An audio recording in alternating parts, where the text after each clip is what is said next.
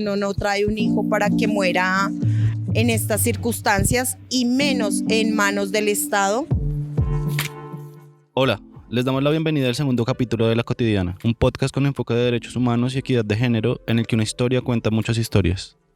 Soy Eduardo Ayala y hoy les saludamos desde Soacha. En Soacha crecieron Juan David, Cristian y Anderson, 3 de los 9 jóvenes que murieron luego de sufrir quemaduras en la mayor parte de su cuerpo cuando se encontraban al interior del CAI de San Mateo, un populoso barrio de esta ciudad. En este capítulo queremos conocer un poco de sus vidas, las circunstancias en que murieron y el proceso organizativo que se ha gestado a raíz de esta tragedia. Vamos entonces a conocer a las 3 personas que nos ayudarán con nuestro relato de hoy. Mi nombre es Alejandra Caicedo, soy hermana de Cristian Rincón Caicedo, uno de los muchachos fallecidos en el CAI el día 4 de septiembre. Mi nombre es Ana Carolina Ordóñez Sáenz, soy la mamá de Juan David Rojas Ordóñez, un chico que falleció a raíz de la masacre del 4 de septiembre del 2020. Mi nombre es Vivian, hermana de Anderson Méndez. Al conversar con estas mujeres pudimos conocer un poco más de Juan David, Anderson y Cristian. En el caso de este último, él y su familia Siempre hemos sido acá de Soacha, vivimos casi toda la vida allí en el Danubio, allá teníamos casa y todos vivimos ahí los 4 con mi papá y mi mamá. Desde muy joven, cuando estudiaba en el Colegio Departamental de Soacha, Cristian se había apasionado con el fútbol y a sus 35 años dedicaba la mayor parte de su tiempo libre a practicar ese deporte. Para subsistir y velar por sus 5 hijas, la mayor de 15 años y la menor de 9 meses, se dedicaba al comercio de ropa y calzado. Una de las cosas que más lamenta Alejandra es saber que sus sobrinas, especialmente la menor, no podrán disfrutar del amoroso padre que tenían. Ella lo describe como: El apoyo de nosotros, la pasada era con nosotras, era como el centro de la familia. Por su parte, Juan David, el hijo de Carolina, perdió la vida a los 25 años. Él y su familia habían llegado a Soacha por allá en 2007, cuando Nace la oportunidad de adquirir una casa acá en San Mateo, una casa unifamiliar que es de un cuarto nomás, una sala comedor, una cocina y un baño y un patio. Nos tocó comenzar desde ceros, como digo, y empezar a pagar todo para poder adquirir el agua, la luz, y así fue que llegamos aquí a San Mateo. Con sus 3 hijos a cargo, Carolina se esforzaba por educarlos. Juan David, el mayor, a los 16 años se graduó del colegio. Tenía un técnico en banca y finanzas en la Universidad Panamericana. A los 17 años entra a estudiar gastronomía en el SENA. Y es que la cocina era una pasión compartida por toda la familia. Ella recuerda cómo desde que sus hijos estaban pequeños hacían galletas, tortas, arepuelas y sopas a partir de bienestarina, un alimento repartido por el Estado a las familias más pobres y uno de los pocos ingredientes con los que contaban. Cocinar siempre los unió.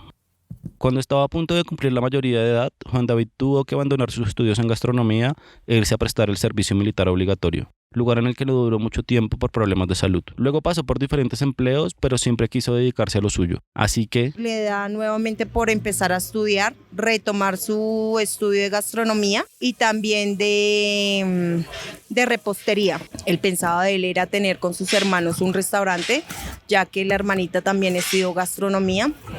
Entonces tenían en mente era tener como esa afinidad entre ellos mismos, un restaurante y su pastelería. Antes de morir, Juan David tenía su esposa, tenían una bebé. Para ese tiempo la niña tenía 1 año y 2 meses más o menos y ella estaba embarazada de su segundo hijo. Pasemos ahora a conocer un poco de la vida de Anderson, que en realidad es el hermano de crianza de Vivian, ya que sufrió el abandono de sus padres biológicos cuando tenía aproximadamente 2 años, con lo que fue acogido por la familia de ella, convirtiéndose en su hermano menor. Recuerdo que era muy juguetón, incluso yo por ahí tengo una foto donde estamos los dos, yo lo llevo a él de la mano, porque fue así, yo los bañaba, yo los llevaba al colegio, los atendía. La familia vivía en Cazuca, uno de los barrios más pobres de Soacha. A pesar de las necesidades por las que atravesaban, las cosas para Anderson iban bien. Se había adaptado y era tratado como uno más. Sin embargo, cuando tenía 8 años, llega la mamá en condición de calle y se lo lleva. Las hipótesis es que lo pone a vender drogas, aparte él empieza a consumir drogas y todo eso, él empieza a experimentar la calle. Entonces, cuando eso existía de ese programa de los niños buscan su hogar y él aparece ahí y mi mamá lo ve y va hacia bienestar familiar. En bienestar familiar se hace un proceso y vuelve y se trae al hogar, pero pues el chico ya venía con drogas y todo eso, entonces la convivencia se pone un poco más dura. Desde entonces, Anderson y Vivian tuvieron una relación en la que por momentos estaban muy unidos para luego pasar largos periodos de muy poca comunicación. Estuvimos, cuando él estuvo pequeño, pues yo fui quien lo ayudó a levantar. Ya cuando yo tuve mi niña, otra vez volvemos a tener otro acercamiento muy fuerte, y es que pues condiciones económicas muy fuertes, entonces nos mandaban con él a vender empanadas en el centro, y él ahí pegado a mí, él me acompañaba. Después nos tocó irnos para una finca, yo me lo llevé para que me acompañara, entonces él me acompañaba para arriba, para abajo, ya después yo organicé mi hogar. Anderson y Vivian compartieron una gran pasión. Nosotros somos de una familia de barristas, entonces esas fueron lo que se le inculcó desde la casa. Entonces a él le gustaba mucho estar apoyando a su equipo del alma, que era Millonarios. El paso temprano por la calle marcó para siempre a Anderson, que nunca pudo estabilizarse ni llevar una vida tranquila. De esa época también venía su consumo problemático de sustancias psicoactivas. A sus 35 años había caído un par de veces en la cárcel. Esas circunstancias hicieron que las relaciones con su familia fueran difíciles. Sin embargo, siempre tuvo un lazo muy fuerte con Vivian. Una de las últimas veces que nosotros hablamos por chat, él me escribió, me dice: yo estoy en un lavadero de carros, él había comprado unas cosas, había comprado una cama, había comprado un televisor. Yo siento que él quería volverle a echar ganas a la vida. Para el diciembre del 2019 él me escribe y me dice: hola hermana, que yo no sé qué. Yo le digo: hey, ven y te quedas el 24 conmigo, estamos los dos. Y él me dice: bueno, entonces resulta que él no llegó. Entonces a mí me dio una de mis cicatrices, es el abandono. Entonces cuando él me dice que cuando él no viene, pues yo me siento herida y yo lo bloqueo. Sin saberlo, esa sería la última vez que Vivian tendría contacto con su hermano. Juan David, Cristian y Anderson cometieron diferentes errores para perder su libertad. Esos errores los llevaron a estar juntos el 4 de septiembre de 2020 en la pequeña celda del CAI de San Mateo, junto a por lo menos otras 10 personas. Aquí queremos tomarnos un momento para describir ese sitio y hacer algunas aclaraciones. Un CAI en Colombia es una estación de policía barrial. Son sitios pequeños que suelen contar con una sola celda, la cual no está diseñada para albergar permanentemente a muchas personas. En los últimos años, la policía ha venido modernizando estos sitios, que llegan a costar en promedio 400 millones de pesos, unos $100.000.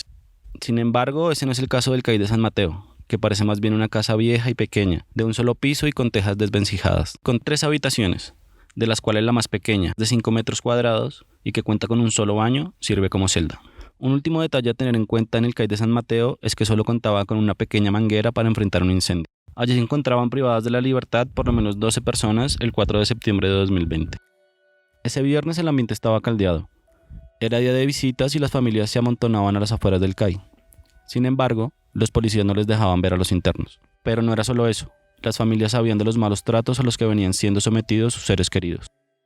Por ejemplo, a Carolina, su hijo, él me manifestaba que los policías estaban abusando de ellos, que no les querían dejar entrar las cosas, que no les querían dar la comida. Inclusive días antes mi familia se acercó a llevarle a él comida y lo que hacían ellos era botársela.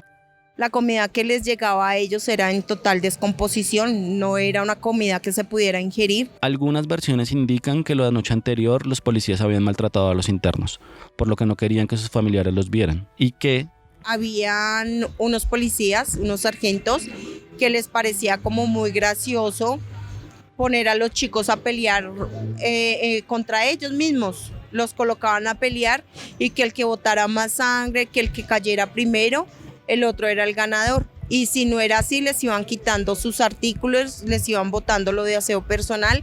Inclusive ellos tenían allí una antena de televisor donde podían ver y también se la habían quitado. Le quitaron una resistencia donde ellos calentaban los alimentos que les podíamos dejar. También se le habían quitado el método de castigarlos. Todo esto hacía que tanto adentro como fuera del CAI, los internos y sus familias estuvieran discutiendo con los policías para que les permitieran las visitas. Primero les habían dicho que podrían verlos a la 1 de la tarde. A esa hora les dijeron que tendrían que esperar 60 minutos más. Cuando fueron las 2, les pidieron que se retiraran del sitio. Y afuera pues habían otras madres que les decían a los policías que no fueran así, que los dejaran ingresar, que dejarle las cosas. Y lo que para los policías fue muy fácil, hacer su cordón Más de 8 o 10 policías habían en la entrada del CAI. Cuando yo volteo a mirar a mi madre, veo una llama muy pequeña y grito, estos locos prendieron. Al interior de la celda, uno de los internos encendió los restos de una colchoneta como acto de protesta. Todo el mundo comenzó a acelerarse porque pues era una llama muy controlable. Veo que un policía entra hasta el CAI y lo que hace es... No sé, algo arrojó, yo digo que él algo arrojó porque yo que estaba ahí al frente sentí ese estallido en seco y fue cuando la llama se pronunció y hubo mucho humo. En ese momento hubo mucho humo. Alejandra, que también esperaba fuera del CAI para ver a su hermano, lo recuerda así. Empezaron a llegar con los policías porque no les iban a dar visitas ese día y pues siempre eran los viernes las visitas. Empezaron a alegar y alegar, ya cuando se vio como una llama un fuego muy pequeñito, controlable.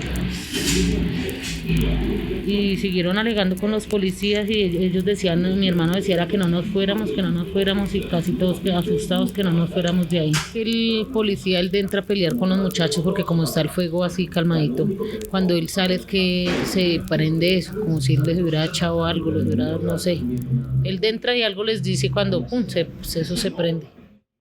La misma versión dio la esposa de uno de los sobrevivientes cuando fue entrevistada por W Radio el 11 de noviembre de 2020. Cuando yo volteé a mirar que no, ya se estaba incendiando. Pero ¿cómo así? Les empezamos a pedir a los policías que los auxiliaran y que los sacaran antes de que se propagara más el incendio. Por el espacio tan reducido y tantas personas ahí, se propagaba mucho más. Entonces lo que hicieron los policías fue no, aléjense, quítense, los querían dejar morir, decían, perdónenme la expresión y la palabra, decían que se mueran esas gonorreas, decían así.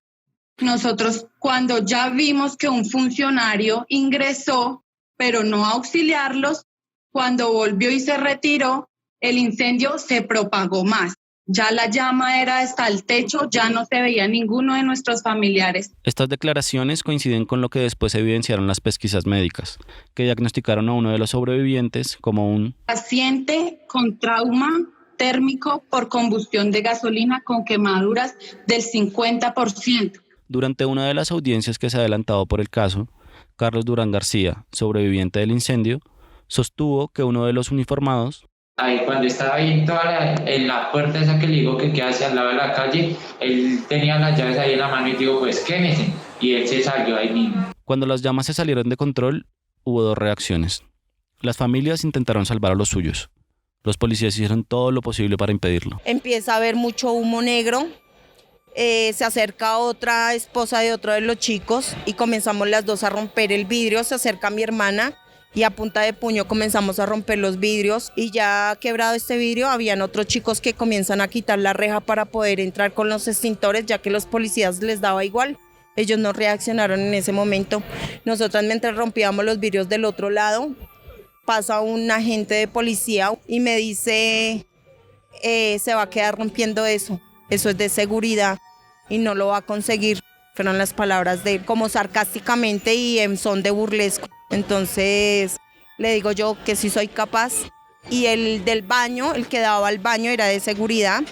Con mi hermana cogimos unos palos, los rompemos y a lo que lo rompemos sale la bocarada de humo como haciendo remolino. Coge su giro, a lo que volteo yo al CAI y veo al policía, le dije yo, allá se lo rompí, sí fui capaz. Para ese momento ya habían llegado numerosos refuerzos policiales. En los videos que se subieron en las redes sociales se pueden observar por lo menos un camión, 2 patrullas y 2 furgonetas de esa institución de la que se bajan numerosos uniformados. Todos llegan de manera agresiva, más preocupados por impedir que las familias ayuden a los internos que por ellos mismos hacer algo para salvarles la vida. Como nunca llegó un camión de bomberos, las llamas finalmente se logran controlar con los extintores que proporcionan los vecinos. Uno de los policías que había llegado de refuerzo abre la puerta de la celda y los internos comienzan a salir con quemaduras por todo su cuerpo. Yo en son de encontrar a mi hijo, yo comienzo a gritar, mi Juanchito, no veo a mi Juanchito. Fueron momentos tan cruciales, yo digo que para mí era como haber visto mi vida girar en segundos. Cuando me acerco al lado del antejardín, que es muy alto, pego yo un salto y me quedo ahí balanceándome. Comienzo a ver cómo el policía que me arrebataba a mí la manguera coge la manguera y desde el lado de la puerta comienza a echarles agua y los muchachos comienzan a salir gateando. Veo cuando comienzan a salir gateando y se van tirando ahí en ese zaguán, pero no encontraba a mi hijo, no podía verlo. Vi a todos los muchachos menos a él. En ese instante me cogen por detrás, me bajan del muro uno de los policías, me jala del cuello y me dice que no podía estar ahí. Le digo que estoy buscando a mi hijo y me tira hacia atrás, me coge una patrullera, me da la mano y yo me retiro hacia el lado de las motos que están ahí parqueadas y me agacho, me arrodillo. Cuando veo a todos los del GOES armando un cordón también para que las familias no pasaran, habían varias ambulancias, varios uniformados. El último que sale de allí del CAI es mi hijo. Cuando lo veo, sale totalmente quemado. A lo que lo veo, tomo fuerzas y salgo a correr. Me paso por el medio de los del GOES y uno de ellos me fue a coger y yo me le arrebato y salgo corriendo y le digo, es mi hijo. Llego hasta el lado de la ambulancia. Veo la magnitud de las quemadas en el cuerpo y su cara. Lo único que llevaba bien era el pantalón. Y yo le decía, hijo mío, ¿qué pasó? ¿Por qué hicieron esto?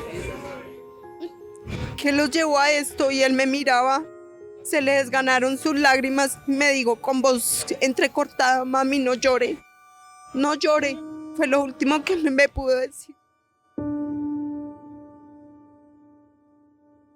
Es momento de ir a una pequeñísima pausa y ya regresamos con el final de esta historia.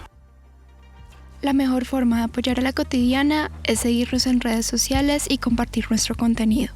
También les invitamos a escuchar nuestro primer capítulo, Las 3 vidas de Diana Carolina Tobón Henao, una mujer trans sobreviviente a la violencia y la desgracia que la siguieron durante mucho tiempo.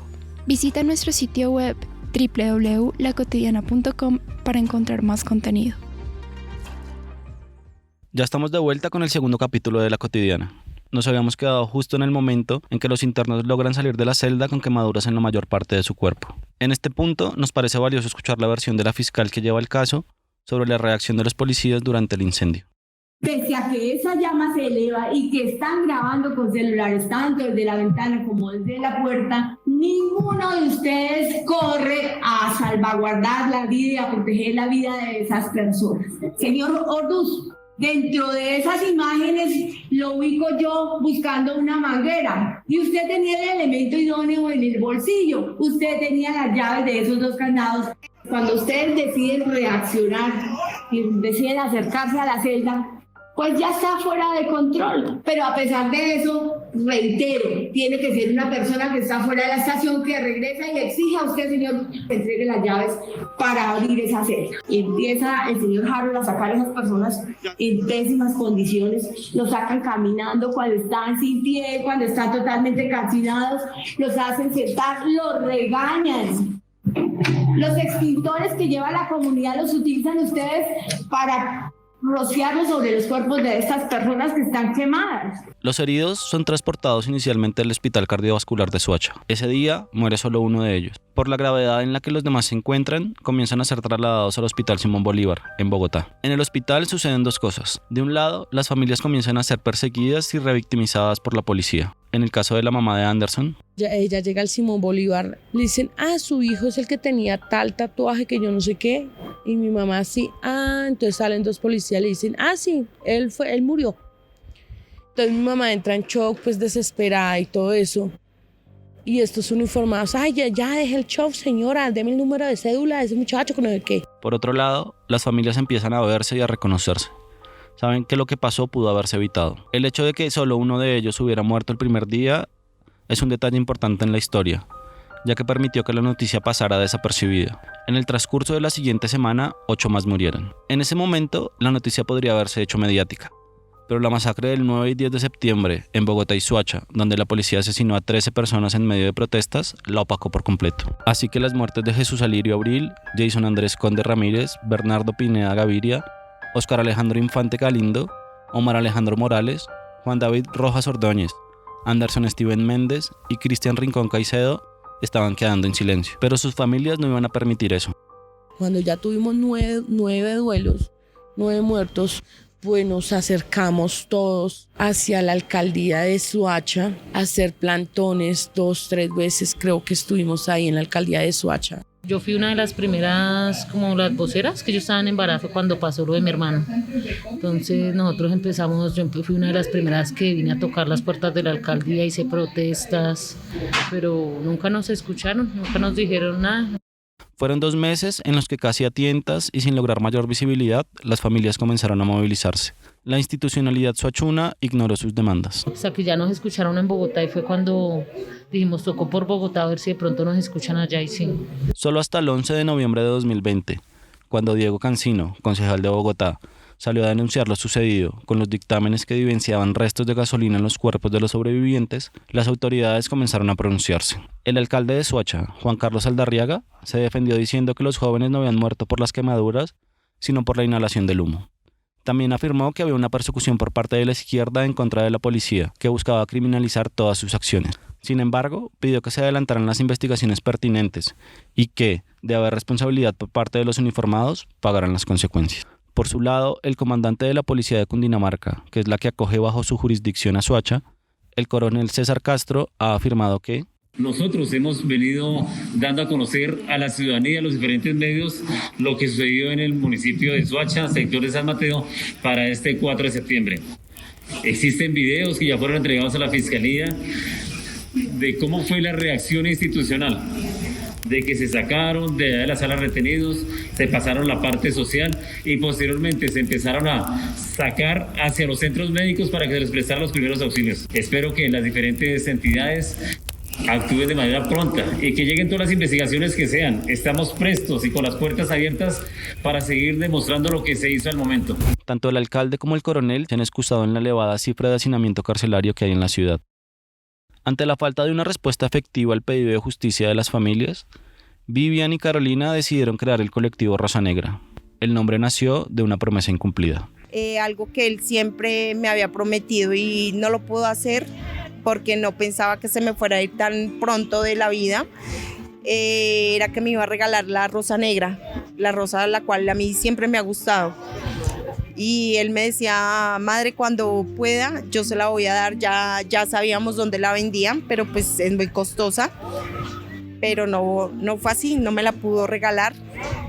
La llevamos en el colectivo como símbolo a esto. Rosa Negra nace a raíz de esto. Pues sentimos que esta es la mejor manera de trabajar nuestro duelo, ¿no? Una tragedia como esta, eso es muy duro. Te cuento que esto desgarra el alma, esto es, a pesar de que yo todos los días me levante con fuerza, con una sonrisa, hay días que uno, ya la energía no le da a uno para más, esta vida pesa y una cosa así pesa. Esta lucha yo como hermana de Anderson Méndez la quiero dar porque yo lo quiero resignificar. Muchas veces pues no es que no lo haya valorado, no lo haya validado y desafortunadamente pues me tocó pasar esto para poder entender que él era un ser humano que cometía sus errores como todos los cometemos, porque todos los que nos juzgan desafortunadamente tienen un error. Entonces me quise poner esta camiseta y quise dejar de estar en la comodidad de mi casa. Me indigné. Eso es realmente lo que estamos haciendo junto con el colectivo Rosa Negra. Tanto Rosa Negra como las demás familias tienen una sola exigencia. Que se haga justicia, que paguen esos policías, no con dinero, sino que paguen es con cárcel.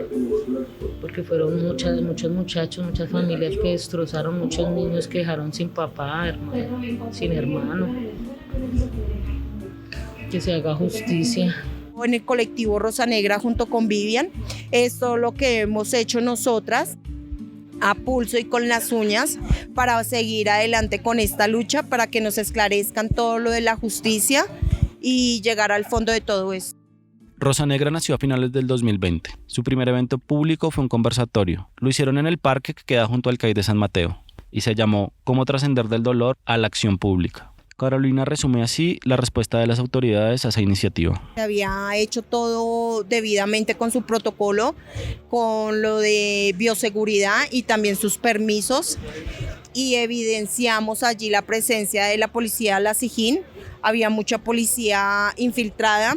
Se nos hacían de frente tomándonos fotos, por detrás, por todo lado estaban tomando fotos, y no era gente que estuviera llamada al conversatorio, sino eran policías. Desde entonces, Carolina y Vivian han participado en múltiples espacios de denuncia, conversatorios, marchas, plantones. A donde sea que las inviten, van a contar su historia y a pedir justicia. Somos nuevas en esto, nunca pensamos en tener un colectivo de esta manera. O estar liderando a las familias que quedaron sin sus familiares y a las 3 que quedan vivas. Una tragedia como esta, y que la sociedad nos diga que así debieron morir esas ratas, que esas ratas se lo buscaron, pues que esto es injusto. Se han acercado las víctimas, digamos las víctimas del 9 de septiembre, Dylan Cruz, la familia de Dylan Cruz. No, con ellos nos hemos dado abrazos, hemos llorado juntos, hemos encaminado esta lucha tan absurda junto a las víctimas. Por ahora han sido imputados 3 policías por el delito de homicidio doloso agravado, y la Procuraduría adelanta investigaciones disciplinarias. En Rosa Negra sueñan con poner a andar un proyecto productivo que ayude a solventar los gastos de todas las familias y de los sobrevivientes. Mientras tanto, siguen buscando justicia para los suyos. Hasta aquí llega este capítulo de La Cotidiana. Les invitamos a seguirnos en nuestras redes sociales, en donde podrán ver fotos y contenido adicional sobre las historias. Por favor, compártanlo. También les recomendamos visitar el segundo Museo Urbano de la Memoria Todas las Vidas Valen, que está ubicado debajo del puente de la Autopista Sur con Avenida Villavicencio en Bogotá, donde encontrarán grafitis en homenaje a múltiples víctimas de crímenes de Estado, entre ellas las del CAI de San Mateo. Los esperamos en nuestra próxima historia. Hasta pronto.